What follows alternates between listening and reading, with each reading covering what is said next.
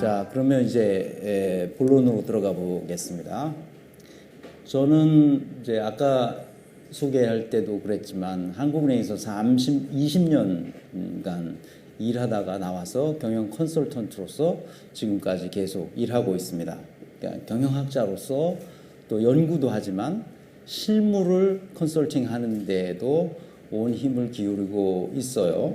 그런데 문제의식이 뭐냐면 한국 사람들이 제가 유럽에 와서 같이 공부하면서 독일 사람들하고 공부해봤지만 한국 사람들이 되게 굉장히 똑똑합니다. 그 독일 사람들에 비해서 전혀 이렇게 그 꿀릴 것이 없어요. 경쟁력이 있단 말이에요. 한국 사람들이 굉장히 똑똑해요. 근데 사실 해방 이후에 우리가 많이 똑똑해졌다고 생각하는데 서양 사람들은 굉장히 오랜 시간 똑똑한 과정을 거쳐왔습니다. 한 2000년에 걸쳐서. 그래서 인간이 어떻게 똑똑해졌는지 그 과정을 잘 이해하고 나면 우리가 빨리 짧은 시간 내에 유럽 사람들보다 더 똑똑해지는 방법을 터득할 수가 있어요. 그래서 그 얘기를 좀 하려고 합니다. 그 다음에 인간은 왜 똑똑해졌는가, 어떻게 해서 똑똑해졌는가를 알고 나면 어떻게 스스로 멍청해지기도 해요. 그 멍청해지는 이유를 우리가 잘 파악하면 멍청해지지 않도록 우리가 할 수 있는 길이 열리는 거죠. 그래서 세 번째로 똑똑한 상태를, 우리가 똑똑해졌으니까 똑똑한 상태를 계속 유지하려면 어떤 사회적 장치를 필요로 하는지 생각해 보겠습니다. 요 세 번째 이슈가 바로 제가 쓴 똑똑한 사람들의 멍청한 짓이라는 책에 상세히 기록되어 있습니다. 그래서 보시면 좋겠고요. 그래서 첫 번째 문제의식을 한번 생각해 보겠습니다. 이걸 잘 들으셔야 됩니다. 인간은 어떻게 똑똑해졌느냐 하면 지난 2000년 동안 유럽 사람들이 똑똑해지는 과정을 아주 러프하게 축약해서 한 3, 40분 동안 정리해 보겠습니다. 이 사람들이 어떻게 해서 똑똑해졌는지. 그러니까 2000년을 이렇게 몇 개의 시기로 나누어서 설명을 드리겠습니다. 우선 첫째, 요 과정이 있어요. 이 사람들이 원래는 똑똑했었는데 아주 갑자기 멍청해지는 순간이 다가옵니다. 그때가 AD 한 400년경이에요. 그러니까 5세기 초에 상당히 유럽 사회에 심각한 문제가 발생했습니다. 이때부터 유럽 사람들이 갑자기 멍청해지기 시작합니다. 그 다음부터 2000년 동안 지금까지 계속 똑똑해지는 과정을 거쳐옵니다. 그러니까 조금 똑똑해지고 꽤 똑똑해지고 이런 식의 오랜 기간을 통해서 한 2000년의 역사를 거쳐서 똑똑해져 옵니다. 근데 우리는 이런 과정이 사실상 그렇게 많지 않았고 처음부터 똑똑했어요. 우리는 지난 제가 제 1차 강연회 때 말씀드렸지만 우리 통일신라 시대까지 보면 1000년의 왕조가, 신라 왕조가 계속됐고 고려 왕조가 있었고 그 다음에 다시 조선 왕조가 있었어요. 그러니까 보통 한번 우리가 왕조가 생기면 길게는 1000년, 짧게는 한 500년씩 갔단 말이에요. 그런데 세계 인류 역사에 보면 실제로 왕조가 그렇게 오래 간 왕조가 없어요. 문창극 씨가 2조 500년은 아주 허송세월한 민족이다 이런 얘기를 한 거는 완전히 역사를 모르는 아주 멍청한 소리를 한 거예요. 그러니까 우리 2조라는 말은 틀린 말이죠. 왜냐하면 이시 조선의 준말이 2조인데 사실 조선 왕조에는 이시만 있었던 게 아니잖아요. 여러 성들이, 백성들이, 그야말로 백성들이 있었기 때문에 조선 왕조죠. 정확히 말하면. 그리고 고려 왕조, 조선 왕조가 있었는데 이런 것이 다 수백 년씩 갔어요. 그 수백 년씩 갈 수 있었던 합리적인 사회 시스템과 의사결정 메커니즘이 있었다는 이야기죠. 그러니까 우리가 상당히 똑똑해 있었어요. 그런데 우리가 갑자기 멍청해진 시기가 있어요. 우리 사회에도. 그게 이제 식민지 되면서 그렇게 됐고, 그 다음에 군국주의 시대를 맞으면서 그렇게 됐고, 이제 독재 정권을 맞아서 그렇게 됐어요. 오히려 왕조 시대에는 오히려 합리적인 의사결정을 해왔는데 이 독재 정권이 들어서면서 합리적인 의사결정들이 다 무너지게 됐죠. 그래서 이제 우리 얘기를 하려고 하는 게 아니라 유럽 사람들이 도대체 어떻게 해서 갑자기 명청해졌다가 서서히 똑똑해져 왔는지 그 과정을 살펴보려고 하는 겁니다. 왜 이 사람들이 매우 멍청해졌느냐 하는 거죠. 아우렐리우스 아우구스티누스. 이 사람 아시죠? 영어로는 세인트 어거스틴이라고 불러요. 성 어거스틴이라고 기독교인들은 뭐 누구나 다 잘 아는 교부죠. 그럼 이 교회의 아버지의 역할을 하시는 분이에요. 그러니까 354년에서부터 430년까지 약 몇 년을 사신 분인가요? 이분이 한 70세를 넘게 76세까지 사셨으니까 이때 당시 기원 후 4세기, 5세기를 사신 분이니까 엄청 장수하신 분이죠. 근데 이분이 이제 문제를 일으킵니다. 교회의 아버지인데 기독교의 교리를 세우다시피 하신 분이죠. 그러니까 이분은 어렸을 때부터 플라톤 철학에 심취해 있었어요. 플라톤 철학은 여러분 아시다시피 이원론을 주장하는 이론이에요. 그러니까 이원론이라는 게 뭐냐 하면 어떤 존재가 있으면 그 존재의 근거가 존재 밖에 있다는 말이에요. 이게 무슨 말이냐 하면 여기 고양이가 있다고 칩시다. 그러면 고양이가 고양이로 존재하게 되려면 그 존재의 근거가 고양이 밖에 있다는 거예요. 다시 말하면 이데아의 세계, 아주 이상적인 이데아의 세계가 있어. 완전한 세계죠. 완벽한 세계가 있는데 그 세계에 있는 고양이가 현실 세계에 복제품으로 나타나서 여기는 불완전하고 유한하고 또 뭡니까? 고통도 있고 재미도 없고 불안하고 한 이 현실 세계가 나타난 거예요. 근데 저 이상적인 세계에는 절대 그런 게 없죠. 항상 그 좋은 것들만 있고 이상적인 세계에 있어요. 근데 이상적인 세계의 복제품이 여기에 있다고 본 거예요. 그러니까 이원론이죠, 항상. 우리는 저 이상적인 세계로 나가야 돼요. 플라톤의 철학은 기본적으로 이런 이원론에 근거하고 있어요. 그런데 이 아우구스티누스가 그런 플라톤 철학에 젊어서부터 심취해 있었어요. 그런데 이 아우구스티누스는 태어나기를 북아프리카 지방에서 태어났어요. 지금의 알제리 북쪽에 있는 지중해 근처에 있는 지역에서 태어났는데 조금 그래도 어느 정도는 이제 그 돈이 있는 집안에서 태어나서 이 아들을 그 지금의 북유럽에 있는 제일 큰 도시로 유학을 보냈는데 이 사람이 대단히 이 쾌락적인 삶을 살았어요. 그래서 10대 후반부터 여자를 데리고 살았단 말이에요. 그래서 19살에 자기 아들을 낳았는데 결혼하지도 않은 여자를, 그러니까 내연의 처죠. 그를 데리고 살다가 이제 그때 당시 그게 다 로마 제국 산하에 있었던 지역이기 때문에 로마 본토로 유학을 가게 됩니다. 그래서 유학을 가서 이 아우구스티누스는 대단히 명민한 사람이었던 것 같아요. 그래서 유학을 가가지고 수사학을 공부해서 수사학 교수가 되어서 학생들을 가르치다가 밀라노에서 암브로시우스라는 기독교의 위대한 설교가의 설교를 듣습니다. 그 시대의 밀라노 지역의 주교였던 사람이었어요.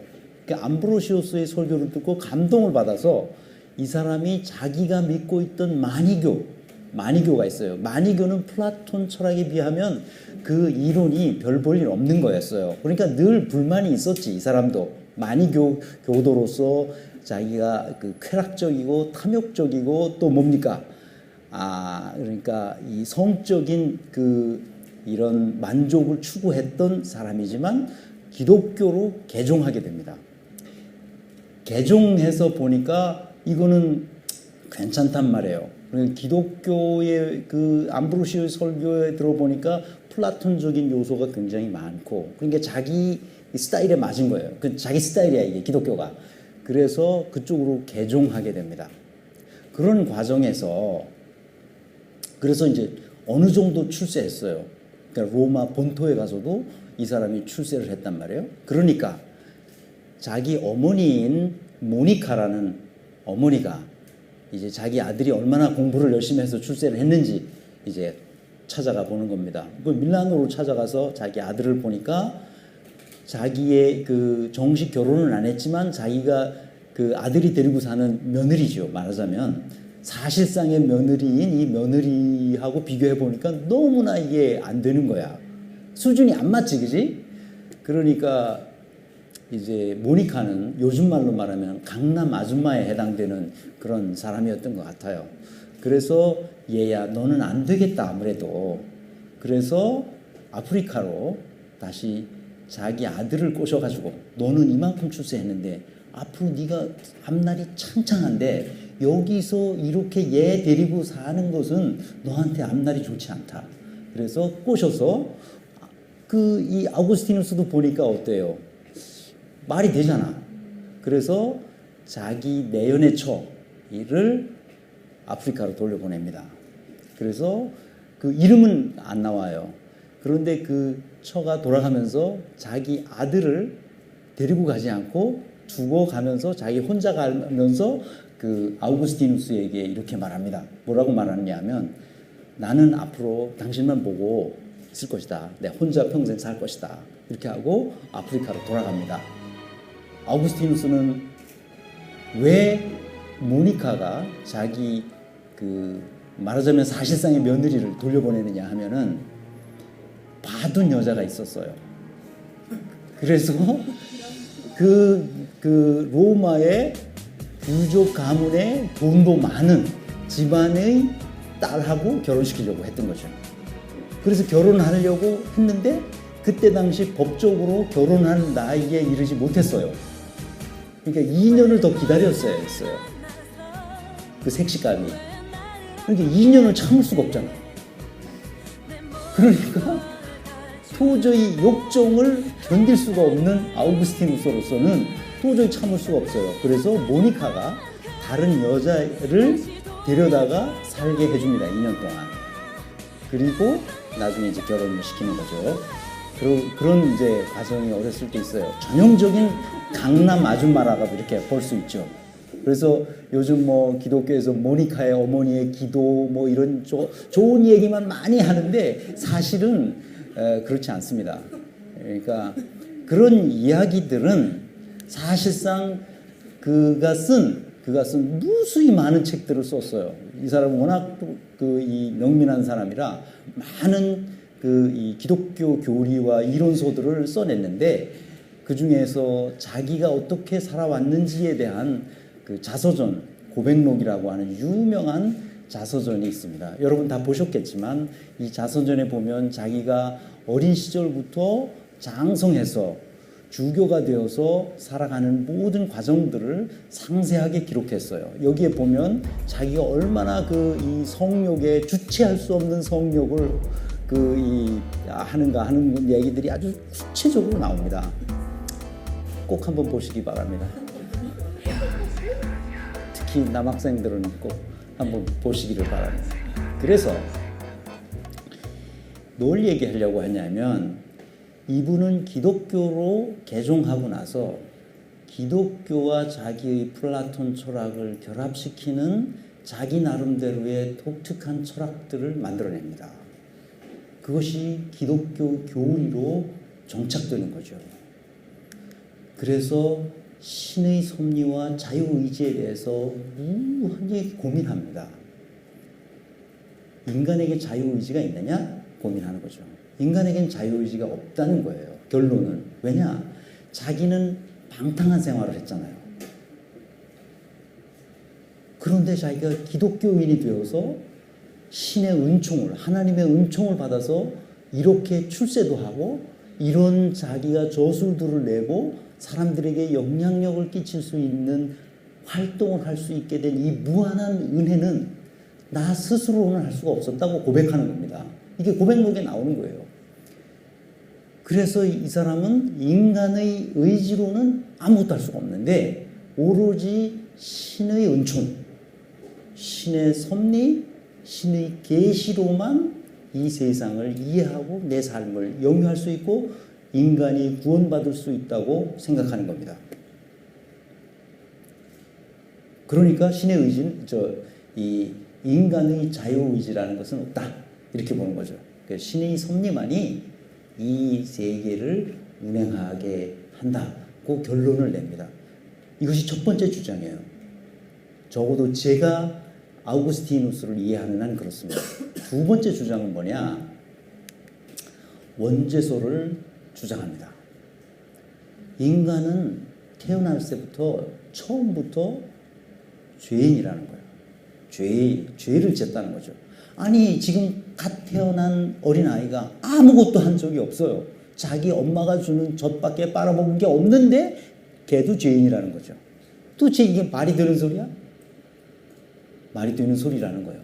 그것을 이 사람은 고고학자들 또는 이 고고 성서학자들이 그 당시에 아우구스티누스가 어떤 설교를 했는지를 다 발굴해서 이미 다 밝혀줬어요. 어떻게 설교를 했느냐? 교회에서 교인들에게 왜 인간이 처음부터 죄인인가? 왜 아담의 죄가 우리 인류에게 그대로 전달되는가 하는 이론적인 백그라운드를 이렇게 설명하고 있습니다.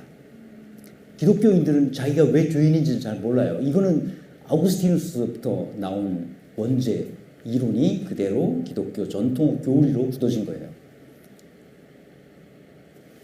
어렸을 때 갓 태어나서 아무 죄도 지은 적이 없고 잘못한 생각을 있는 것도 아니고 무슨 음욕을 푸는 것도 아닌데 죄인이라고 하는 것을 어떻게 설명하느냐 하면 여러분 부부 관계를 맺잖아요.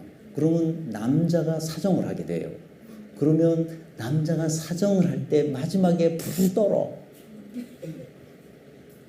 마치 뭐 모르는 것처럼 그렇게 불 떨어. 이게 얼마나 부끄러운 행위야. 그래서 몸을 가리잖아. 아담과 하와가 처음에 죄를 지을 때 그랬다는 거예요. 아담이 만들어질 때는 죄 없는 상태로 만들어졌어요. 그런데 이것들이 그렇게 죄를 저어서 부끄러워서 나뭇잎으로 가리고 했다는 거예요. 그래서 부부 관계를 통해서 그 아이가 태어날 때 그것이 다 아담의 죄가 이 모든 인류에게 그대로 전달되어 왔다는 거예요. 그러니까 태어나는 애는 다 죄인이 된 거예요. 무슨 말인지 이해됐어요? 그러니까 많은 교인들이 사실 그렇잖아. 뭐 틀린 말 아니잖아. 그러니까 그걸 다 받아들였다고 고고학자들이 지금 다 발굴해서 성서학자들이 쓰고 있습니다. 교회에서 이런 건 잘 가르치지 않죠. 말이 되는 소리예요, 이게. 그런데 이 원죄설은 기독교에서는 아주 기본적인 진리로 받아들이고 있습니다. 세 번째요.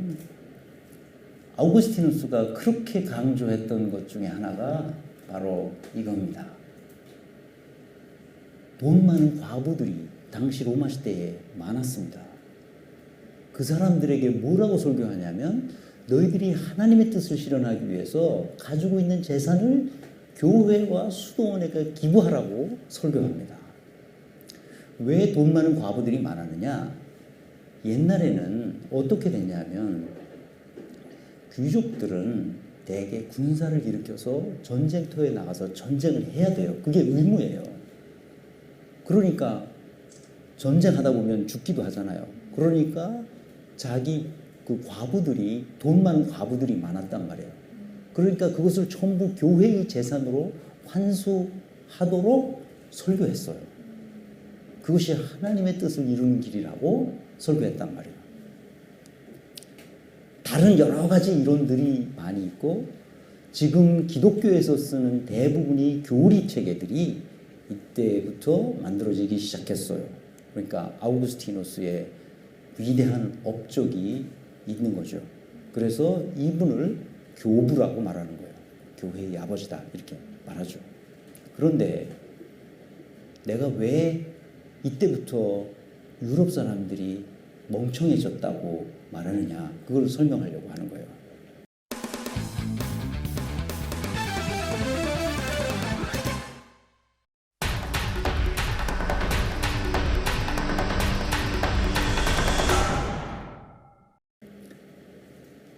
아우구스티누스의 이러한 주장에 정면으로 반대의 설교를 하던 사람이 있었습니다. 당시에 펠라기우스라는 사람이었는데 이 사람은 아일랜드 출신의 수도사였어요. 근데 이 아일랜드 출신의 수도사인 펠라기우스가 로마에 와서 기독교인들뿐만 아니라 일반 백성들에게 뭐라고 설교했느냐 하면, 이 사람의 기본 철학은 플라톤의 제자인 아리스토텔레스의 철학을 기반으로 설교했습니다. 아리스토텔레스 철학은 자기 스승인 플라톤의 이원론과 완전히 다른 이론론이었어요. 이론론이라는 말은 무슨 말이냐면, 그 존재의 근거가 존재 밖에 있는 게 아니라 존재 그 자체 내에 있다는 거예요. 예를 들면 고양이가 있으면 고양이가 존재하게 된 것은, 고양이가 고양이 모습이 된 것은 고양이 자체 내에 고양이가 되게 하는 속성이 있기 때문에 고양이가 된 거란 말이에요. 이해하셨죠? 복잡해요?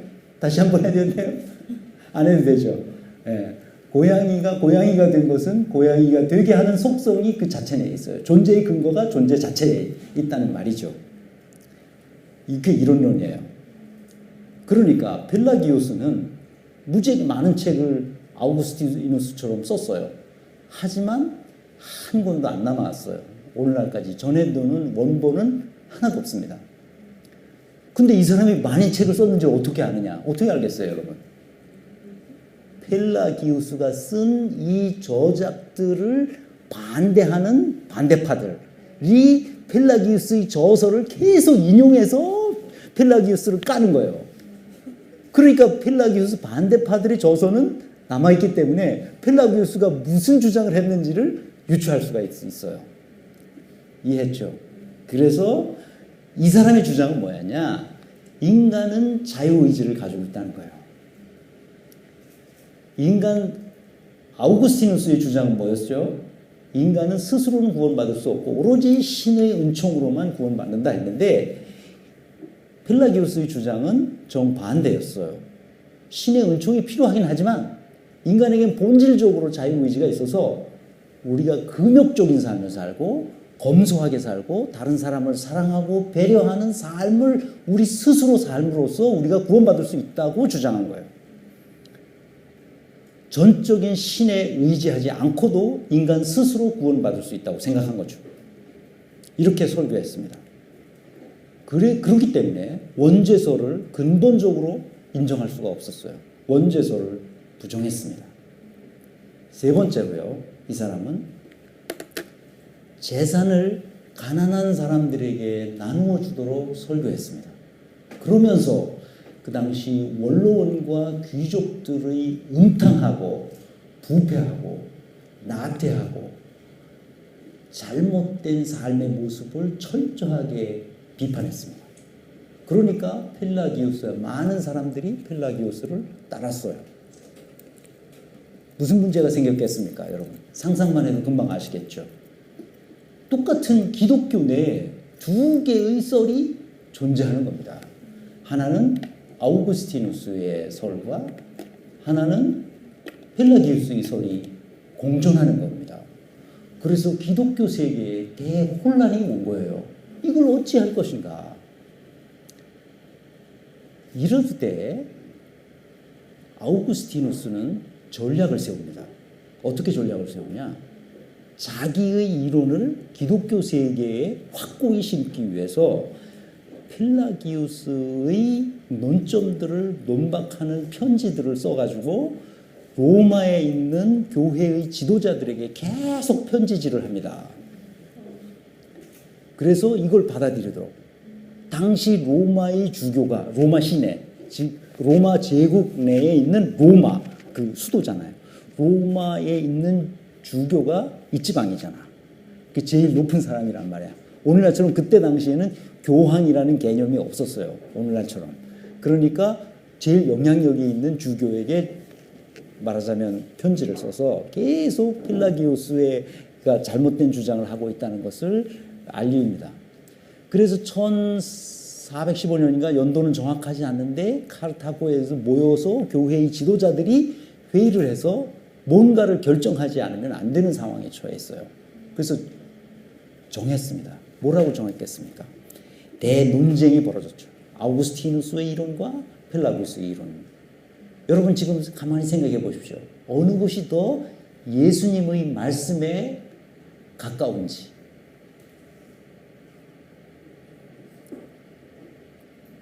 그런데 누가 승리했겠습니까?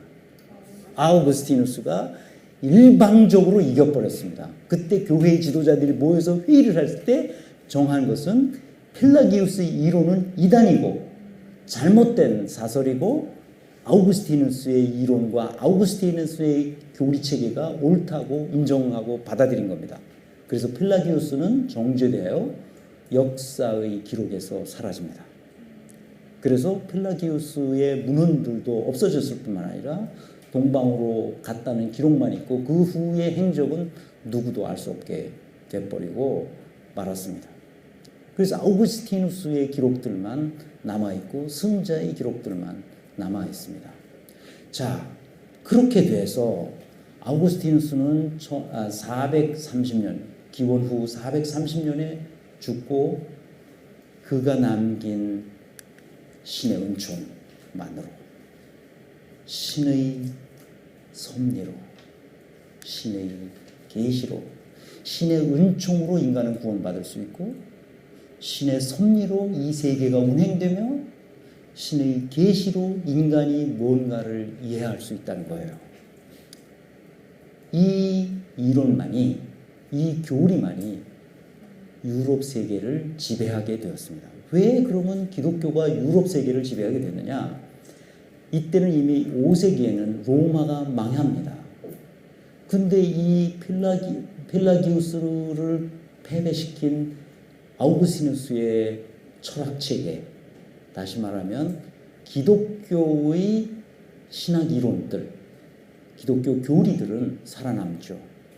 왜냐하면 이 로마 제국이 유럽 전체를 장악하고 있을 때 로마 제국은 망했으니까 유럽 전체가 조그마한 왕국들로 이렇게 난립하게 됐는데 하나로 통일된 것은 이 기독교의 교리로 하나로 통일됐습니다. 그러면 신의 은총, 섭리, 계시들을 장악한 사람이 누구겠어요, 여러분? 교회요, 교회의 성직자들이었어요. 왜냐하면 일반 백성들은 글을 못 읽었거든요. 그 글을 읽고 배운 사람들은 다 성직자들이었어요. 그러니까 유럽 전체가 글을 통해서 연락이 되고 사상이 통일될 수 있는 것은 기독교 교리밖에 없었습니다. 하나로 통일됐죠. 나라는 분리됐지만 기독교 교리라고 하는 정신세계는 통일됐습니다. 그 기독교의 교리가 유럽 사회를 지배하게 되자 그 지배의 권력이 누구에게 돌아갔다고요? 교회의 성직자들에게 들어간 겁니다.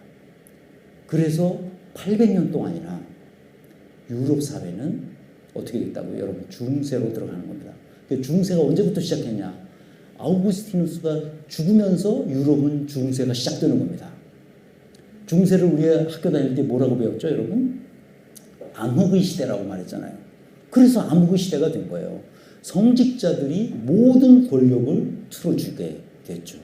이 신의 이름으로 무슨 일을 할 수 있는 것은 오로지 성직자들이었어요. 그래서 성직자들이 십자가를 앞세우고 전쟁을 일으키고요. 예수의 이름으로 마녀들을 사냥하고요. 성경의 이름으로, 하나님의 이름으로 문서들을 위조하고 조작하고 음탕한 일들을 거침없이 해냈습니다. 그러니 인간의 이성이, 인간의 선한 의지가, 인간의 영혼의 능력이 발현될 기회가 중세에는 없었더랬습니다. 그렇게 수백 년이 흘렀어요. 그래서 인간이 멍청해졌다는 겁니다. 중세 때. 왜 암흑시대라고 말했는지 이해되시죠? 그러니까 뭔가 권력을 어떤 집단이나 어떤 개인이 독점하게 되면 절대적인 권력을 행사하게 되고, 절대적인 권력을 행사하게 되면 절대로 부패하게 되는 거죠. 그래서 교회가 맡고 있던 그 지역에는 매우 부패한 현상들이 있어요. 물리적으로도 부패했지만 정신적으로도 부패했습니다. 물리적으로 부패했다는 말은 무슨 말이냐? 이 도시들이 엉망진창이 됐어요. 제대로 인간이 살 수 있는 도시들이 아니었어요. 그러니까 제대로 되지 않았던 거죠. 관리가 되지 않았던 거죠. 벙커원 오랜만에 와보니까 좀 관리가 됐네요. 진짜 지저분해서 내가 여기 오고 싶지 않았는데 상당히 오랜만에 오니까 굉장히 관리가 잘 됐어요. 누군가 절대적인 권력을 가지고 지배하지 않는 게 아닌가 그런 생각이 드네요.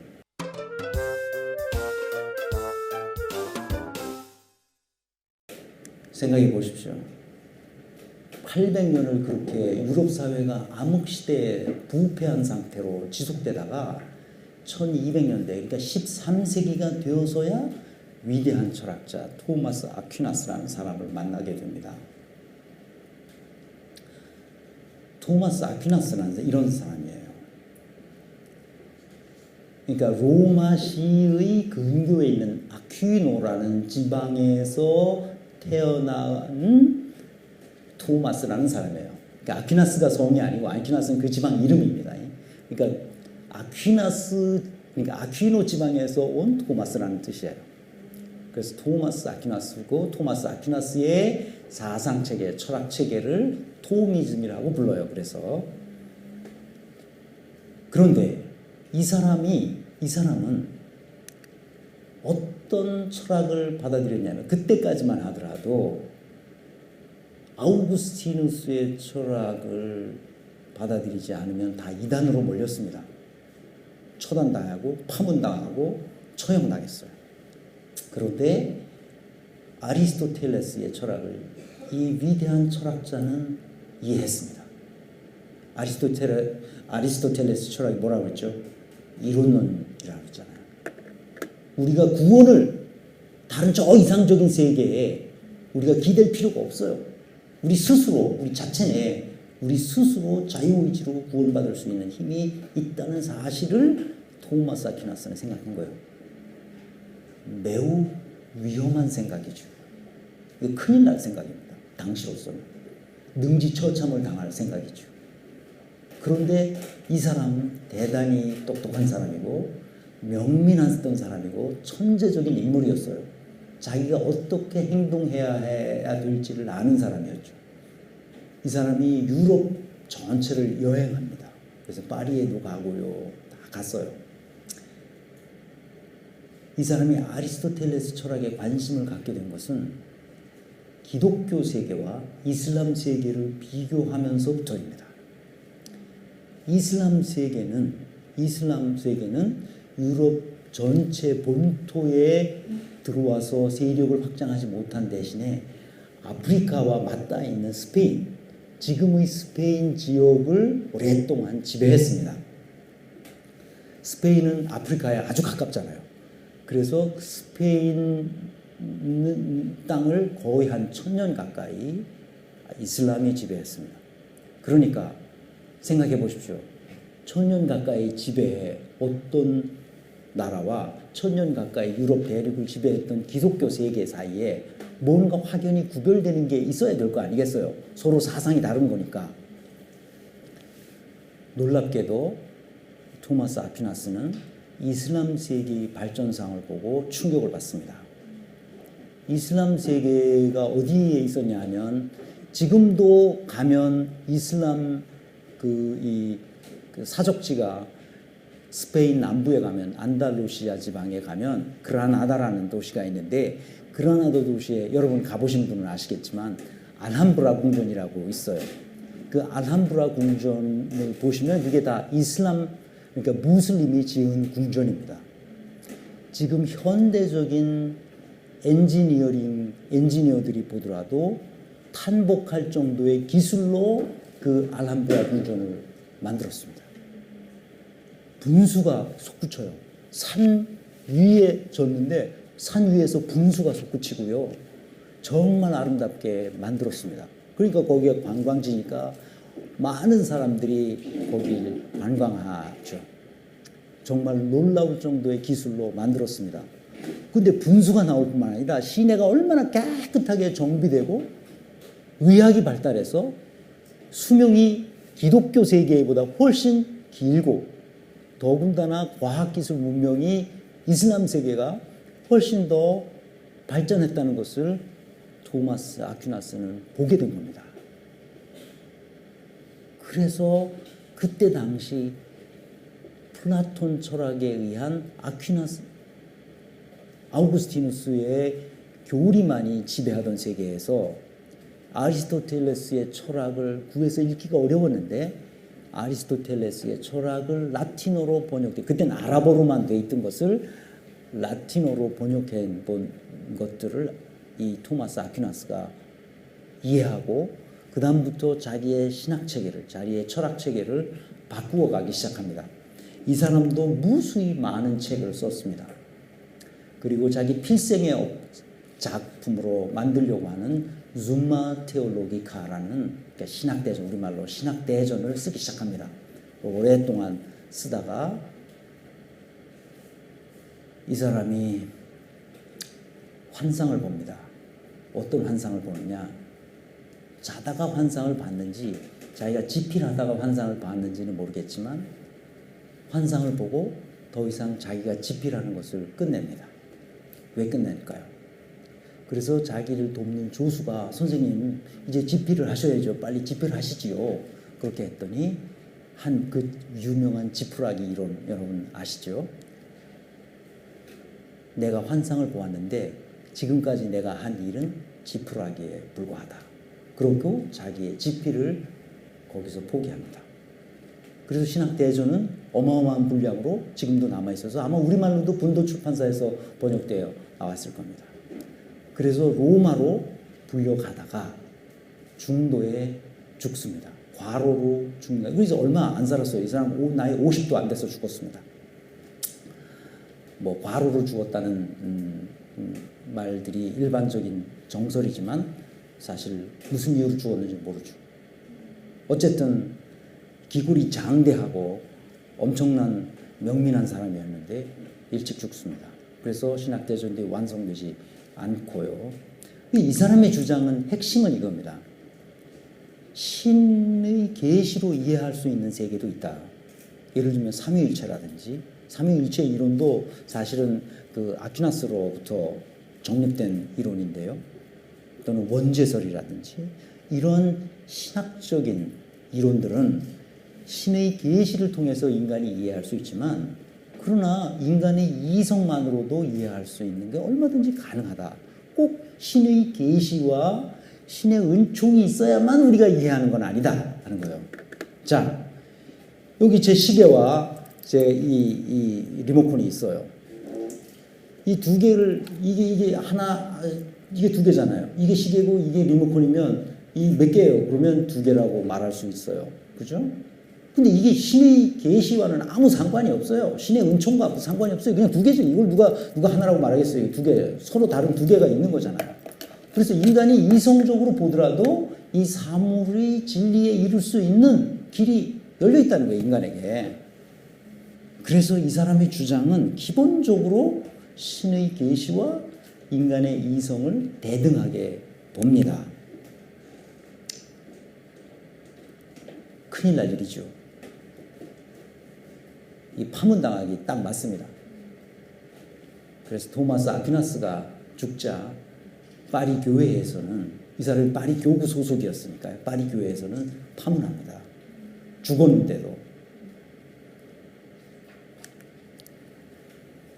이성이 신앙과 동일한 지위에 올라갔습니다. 그래서 그러자 유럽 사회는 소위 르네상스, 문해부흥, 문화혁명이라는 것이 일어나기 시작합니다. 여러분 르네상스가 뭔지 아시죠? 르네상스는 고대 그리스, 고대 로마를 향수하여 그 시대로 우리가 돌아가야 된다고, 그 시대의 인간의 바이탈리티를 오늘에 되살려야 된다고 생각했던 13세기, 14세기에 일어난 운동이잖아요.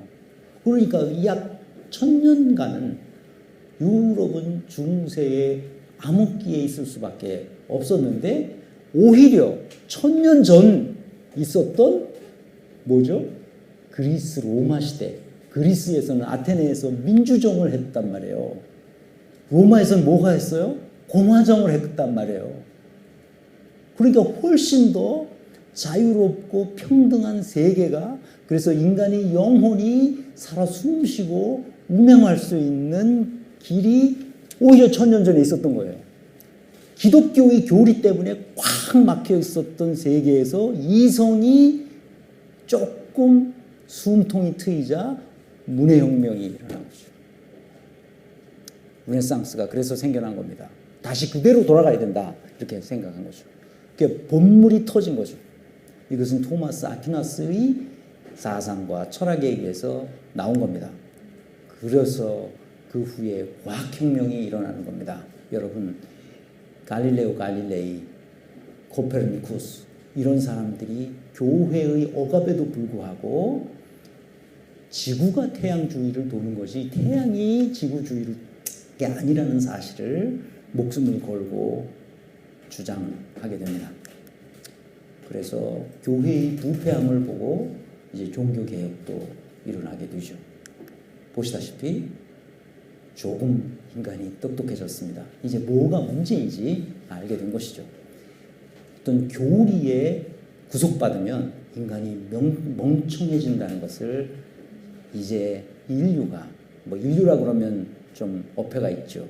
유럽 사람들이 알게 된 겁니다. 그래서 이런 혁명적인 조치들이 생겨나게 됐죠. 진짜 똑똑해지게 되는 경우가 발생했습니다. 이제 왜 그럼 기독교는 그럼에도 불구하고 이런 시대적 흐름을, 이런 도도한 시대의 흐름을 기독교는 억압하고 나섰습니다. 지속적으로 억압했었죠. 왜 그럼 억압했을까? 왜 그랬을까? 기독교에서. 그것은 간단합니다. 성직자들이 기독교의 교리에 포획되어 있기 때문에 그랬습니다. 교리에 포획되면 오늘날 여의도의 조 목사와 같은 사태가 발생합니다. 사랑의 교회 오 목사와 같은 사태가 발생합니다. 기독교의 교리에 포획된 자들이에요. 멍청한 사람들이, 일반 사람들이 보기에도 말도 안 되는 짓을 그들은 저지르는 거예요. 그런데 그것이 다 뭐예요? 하나님의 이름으로 성경의 근거를 대고 그리고 설교를 막 하는 거예요. 교리에 포획된 인간들이죠. 멍청한 짓들을 하는 거죠. 근데 거기에 나가는 사람들도 있어. 그러고선 아멘하고 그러는 사람들도 거기 아주 많습니다. 교리에 포획된 자들의 특징이에요. 그래서 우리는 조금 더 진전해서 유럽 사람들이 아주 똑똑해지는 경우가 발생했습니다. 이게 데카르트입니다. 데카르트는 여러분 학교에서 배웠다시피 근대 철학의 아버지라고 하죠. 저는 여기서 말하는 이 사람들을 다 신학자라고 말하지 않고 철학자라고 말하는 이유가, 신학이든 미학이든 무슨 학문이든 그 근본은 철학에 있습니다. 철학은 생각하는 학문이고 의심하는 학문이고 또 고민하는 학문이에요. 진짜 그런가? 하고 생각해 보는 거예요. 진짜 그래? 다시 한번 생각해 보는 겁니다. 그래서 진정한 철학자는 진짜 그런지, 진실이 무엇인지를 추구하는 사람들입니다. 이 사람들은 적어도 토마스 아퀴나스나 데카르트나 이런 사람들은 진짜 그런지를 한번 생각해 봤던 위대한 철학자들이라고 말할 수 있죠. 그래서 데카르트는 이런 사람입니다. 그러니까 16세기에 태어났지만 17세기를 살았던 사람이죠. 이 사람의 핵심 주장은 토마스 아퀴나스가 인간의 이성으로도 진리에 이르게 할 수 있다는 사실을 인류에게 알려주자 정말 이성을 믿을 수 있는 것인가? 라고 의문을 던진 사람이에요. 의심했던 사람이에요. 인간의 이성도 믿을 수 없다고 생각했어요. 왜 믿을 수 없다고 생각했냐면 이 사람의 사색의 이 사람의 사유의 실마리는 난로가에서 일어났습니다.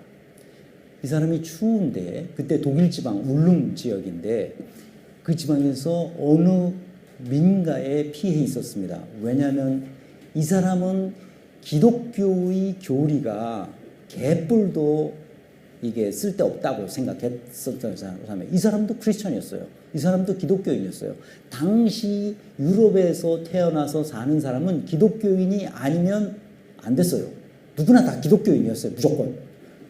자기도 기독교인이지만 기독교의 교리는 뭔가 잘못돼도 심대하게 잘못됐다고 생각했어요. 이 사람은. 그래서 자기가 기독교의 교리와 반대되는 책들을 많이 썼지만 이 사람은 잘 아시다시피 이 생긴 대로 심약한 사람이었어요. 그래서 자기가 잡혀가면 골치 아프잖아. 그러니까 발표는 안 하고 그 원고들은 지금 남아 있어요. 그래서 우주론을 써서 갈릴레오 갈릴레이가 그 이 교회에 불려가 가지고 고초를 당한 것을 다 얘기를 듣고 자기가 쓴 우주론을 출판하지 않습니다. 다 숨겨놔요. 그럴 정도로 이제 심약한 사람이었는데 그래서 어디 그 피신에서 난로가에서 난로를 이렇게 쬐고 있다가 이제 자기 사유의 세계의 기본 실마리를 잡습니다. 내가 난로를 쬐고 있는 지금 이게 내가 이렇게 옷을 입고 추위를 녹이는 이 순간이 정말 나인가? 이게 정말 현실인가? 이런 걸 질문하는 겁니다. 내가 지금 꿈을 꾸고 있는 건 아닐까? 이 장자에 나오는 얘기가 비슷해요. 진짜 장자에 나오는 이야기와 똑같대도요. 그래서 그러면 악마가 있다면 나에게 악마가 들어와서 여기 1 더하기 1이 2라고 얘기하는 것을 나에게 3이라고 얘기한 거 아니면 4인데 이것을 2라고 나에게 악마가 얘기해 주는 내가 헷갈리는 거 아닐까? 이런 모든 것을 의심하기 시작했습니다. 이게 뭐가 진실이야? 뭐가 사실이고? 그런데 이 사람의 결론은 이겁니다. 이렇게 내가 의심하고 모든 것이 악마의 짓이라고 말을 한다 하더라도 악마의 짓인지 아닌지를 내가 의심하고 따져보는 나의 정신은 분명히 있는 거 아니야. 그러면 내 정신만큼은 분명히 있는 거 아니야. 틀렸든 맞았든 상관없이. 그렇기 때문에 내 정신이 존재하는 한 내가 의문을 계속 품고 있는 한 나는 인간으로서 존재할 수 있다는 거예요. 그래서 코기토 에르고 줌이라는 게 라틴어로 나는 의심한다. 그로 존재한다는 말이 되는 거예요. 나는 생각하기 때문에 존재하는 게 아니라 내가 사물에 대해서 의심하고 있기 때문에 내가 존재한다고 말할 수 있는 거예요. 그냥 의심하지 않고 남들이 떠드는 걸 그냥 받아들이면 그것은 동물도 그렇게 해. 다른 짐승들도 그렇게 해. 인간이 인간인 이유는 내가 진짜 그런가 하고 따져보는 거예요. 의심해보는 거예요. 의심하는 순간 나는 인간으로서 존재할 수 있는 거죠. 그래서 철학자들은 의심하는 힘이 있어야 돼요. 이 시대에 철학이 사라졌어요. 의심하지 않는 시대가 된 거예요. 무조건 권위 있는 사람들이 찍어 누르면 그냥 받아들이는 거예요. 학교에서 선생님이 이게 정답이야 그러면 받아들이는 거예요. 이것은 철학적 사유의 힘을 죽이는 길입니다. 우리 교육이 그래서 바뀌어야 되는 거죠. 그래서 결론은 이겁니다. 내가 의심할 수 있는 이성적 활동, 즉 이 정신적 사유 세계는 분명히 존재하는데 그것의 핵심 포인트는 뭐냐? 이 얘기예요. 내가 개인적으로 사유할 수 있다는 것, 내가 개인적으로 의문하고 질문하는 것이 역사의 전면에 드러났다는 거예요. 언제부터? 데카르트 때부터. 그래서 데카르트가 위대한 철학자의 반열에 들어가는 겁니다. 인류의 그 서양 유럽의 정신사의 강에 물꼬를 확 터는 거예요. 그 전까지는 한 개인의 사유는 중요하지 않았어요. 집단의 사유였어. 교회의 사유였고 군대의 사유였고 왕족들의 사유였지 귀족들의 사유였지 일반 개인의 사유는 하등에 중요하지 않았어요. 그런데 이 데카르트에 의해서 내가 의심하는 순간 나는 인간으로서 존재할 수 있기 때문에 모든 사람은 의심할 수 있는 거 아니에요. 진짜 그런지 따져볼 수 있는 거 아니에요. 근데 이 놀라운 것은 이 얘기를 예수님도 하셨다는 거예요. 너희가 내가 하는 말이 진짜 그런지 따져보라는 거예요. 예수님의 말씀이고 사도 바울도 그런 이야기를 편지에 쓰고 있습니다. 내가 진짜 하는 말이 진짜 옳은지를 너희들도 따져보라 이 말이죠. 그냥 믿지 말고 이 얘기입니다. 그래서 그 다음부터 이제 우후죽순처럼 과학적 발견의 시대가 나옵니다. 그래서 교회에 핵폭탄을 벙커원의 용어로 하면 빅엿을 매기는 게 나오는데 그것이 바로 찰스 다윈의 진화론입니다. 인간이 창세기에서 신의 피조물로 창조되었다가 모든 이 아담의 후예들이 죄인이었는데 이제 죄인이 아니라 이게 진화되어 왔다는 거예요. 이게 교회가 받아들일 수 있겠어요?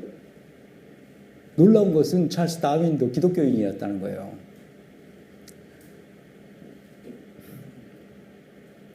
그래서요, 교회는 이제 큰 충격을 받은 거죠.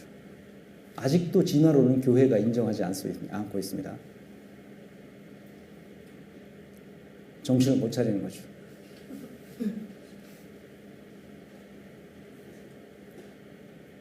그러면 제가 이런 강의를 하면, 제가 MBA 과정에서 이런 강의를 하면 꼭 앞에 있는 여학생이 물어봐요. 교수님은 기독교인이에요? 아니에요? 이거죠. 여러분 알고 싶죠? 제가 기독교인입니다. 기독교인이 왜 이상하게 생각해요? 제가 기독교인이에요. 왜? 예수님의 말씀을 구세주로 믿고 그대로 실천하려고 노력하는 사람들 다 기독교인이에요. 아니 뭐 아니에요? 뭐 아닌 것처럼 교리를 믿는 사람들이 기독교인이 아니라 예수의 말씀을 우리가 그대로 받아들여서 그것을 실천함으로써 이 땅에 천국을 만들려고 노력하는 사람들은 다 기독교인이에요. 기독교는 크게 보면 세 종류가 있어요. 예수를 그리스도로 Jesus Christ잖아요. 예수를 그리스도로 다시 말하면 메시아로 받아들이는 사람이에요. 예수의 말씀을 메시아로 받아들이는 사람, 메시아닉 메시지로 받아들이는 사람을 기독교인이라고 해요. 그러니까 크게 보면 세 종파가 있을 수 있죠. 천주교, 우리가 말하는 천주교, 로마 캐톨릭. 로마 캐톨릭에서 나온 무슨 이제 영국 교회도 있죠. 성공회. 그건 다 뭐 가톨릭의 일종이라고 보고, 그 다음에 개신교도 있죠. 개신교도 다 예수의 말씀을 메시아닉 메시지로 받아들이는 거니까요. 개신교도 기독교죠. 제가 말하는 기독교는 이게 다 포함하는 겁니다. 그 다음에 오소독스 교회들이 있습니다. 종교회. 그것도 다 그 예수의 말씀을 그대로 받아들이는 겁니다. 다만 이거 받아들이면 다 기독교인이 되는 거예요. 예수님의 말씀이 뭔가요, 여러분? 뻔하잖아요. 근데 이웃을 내 몸같이 사랑하라는 거예요. 그걸로 끝. 그래서 천국이 저 위에 어디선가 일어나는 게 아니라 천국이 이 땅에 이루어지도록 하라는 거예요. 그게 예수의 메시지예요. 당시에 유대교의 교리 체계가 얼마나 복잡했는지, 유대교의 교리 체계의 교리에 구속된 인간들 때문에 유대인들의 서민들이 말하자면 엄청난 착취를 당하고 핍박을 당했잖아요. 유대인 성직자들에 의해서. 예수님이 그걸 보고 아주 이 성직자들을 반쯤 죽여놓은 거죠. 이 독사이 새끼들아, 회칠한 무덤이라고 욕을 했습니다. 아주 개쌍욕을 한 거죠. 왜 그랬을까요? 유대인에게 준 모세의 율법의 정신에서 어긋난 채 그 율법을 강요, 지배의 수단으로 써왔기 때문에 그렇습니다. 기독교가 오늘날 똑같습니다. 교리를 만들어서 그 교리를 가지고 교인들을 착취하고 억압하는 수단으로 쓰고 있어요. 지금도. 조이가 그런 사람 아니냐 말이야. 오이 그런 사람 아니냐 말이야. 지금 추기경들이 그런 사람들 아니에요? 아주 기름진 거 먹어가지고 얼마나 기름졌어 사람들이. 이 시대에 진정한 의미의 성직자들은 그런 모습이어서는 안 된다는 거죠. 예수님과 같아야 된다는 거죠. 예수님처럼 그 시대의 지배 권력들이 이데올로기에 대한 교리를 가지고 백성들을 가렴주고 하는 이런 모습들을 우리가 볼 수 있습니다. 오늘날도 똑같습니다. 예수님 당시와. 그러므로 오늘날 한국 기독교, 그것이 어떤 교파가 됐든 상관없이, 그런데 놀라운 것은 그런 교파들이 자기들끼리 누가 2단이니 3단이니 떠들고 있어요. 내가 볼 땐 다 돌진 개찐 그놈이 그놈이라고. 중요한 거는 예수님의 말씀 그대로 우리가 실천하면서 살 수 있느냐는 것이 기독교인이냐 아니냐의 문제입니다.